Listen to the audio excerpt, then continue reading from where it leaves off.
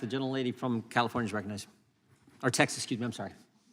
Texas. Please, there's a huge difference. Thank you. Thank you, Mr. Chairman, and thank you to all the witnesses who are here this morning. On the morning of January 6th, I joined my colleagues in the House to certify the historic election of President Joe Biden and Vice President Kamala Harris. But that day quickly became a dark day in our nation's history. Within hours, the Capitol was overrun by domestic terrorists sent there by President Trump. I don't mean terrorists in some academic or legal or political science definition. I mean, I was terrified, my staff with me was terrified, and many of my colleagues around me, both Democrat and Republican, because this is not a partisan issue, were also terrified. Now, some of my colleagues have already forgotten the violence and terror that we all experienced together. And we've heard some of the comments. They think they should be called hostages. They think they should be treated as patriots. Well, there were terrorists, plain and simple, in my books. I learned for the first time that there are gas masks underneath our seats on the House floor, designed to keep us from chemical or biological attacks when I was told to put one on. Imagine, we were told to put on gas masks. My colleagues and I on the floor were hiding between seats, barricading doors, and some of us calling their families as the mob grew louder and more terrifying. They were pounding at the door trying to get in.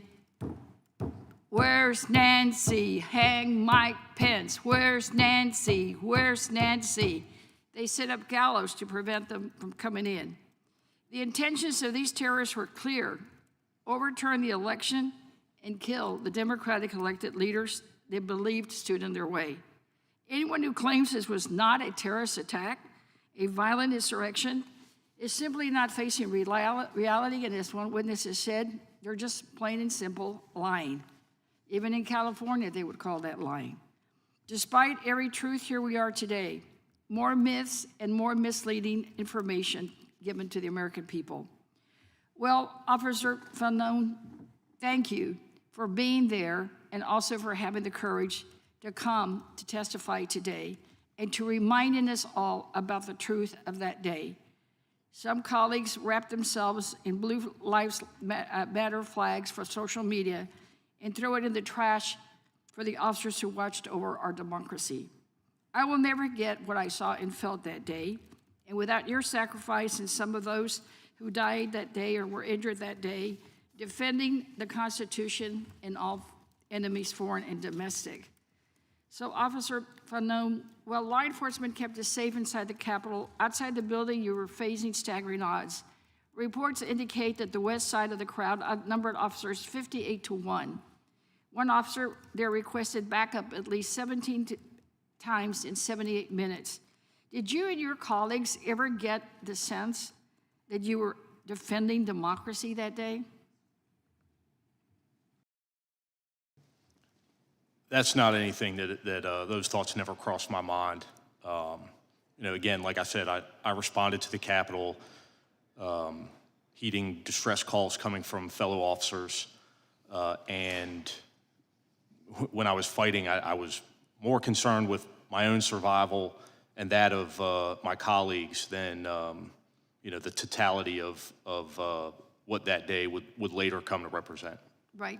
As you reflect now, do you see the connection? Do you see what really was happening that day? It was not just the violence of the mob, but it was the attack on everything that we stand for as a country. Yes, ma'am, that's my assessment.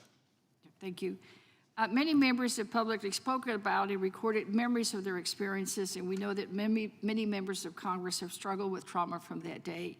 We know that you have. Is it possible, and I know it may bring a lot of emotion, but is it possible for you to share with us on what you have dealt with personally as the after effects of that day? Sure. I mean, initially, I think there was just the experience of the day itself, the level of violence, and for me, in my personal experience, I think what was so difficult to deal with was, the first time in my law enforcement career, and I worked narcotics, so it's to say that I've experienced a few things. I had never been completely, I had lost all control of my own survival in those moments. And it was only because of a few individuals in the crowd and the efforts of law enforcement that I was able to survive that. And so that level of vulnerability for me as an officer was more than I could deal with.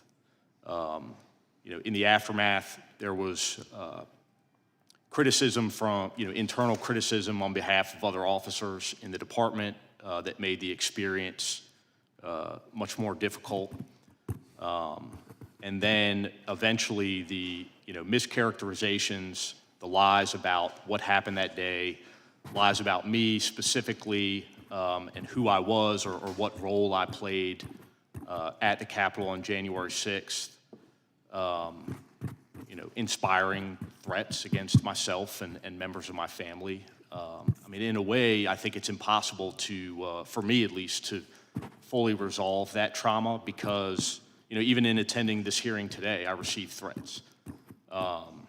And so, you know, how do you resolve that when it's ongoing?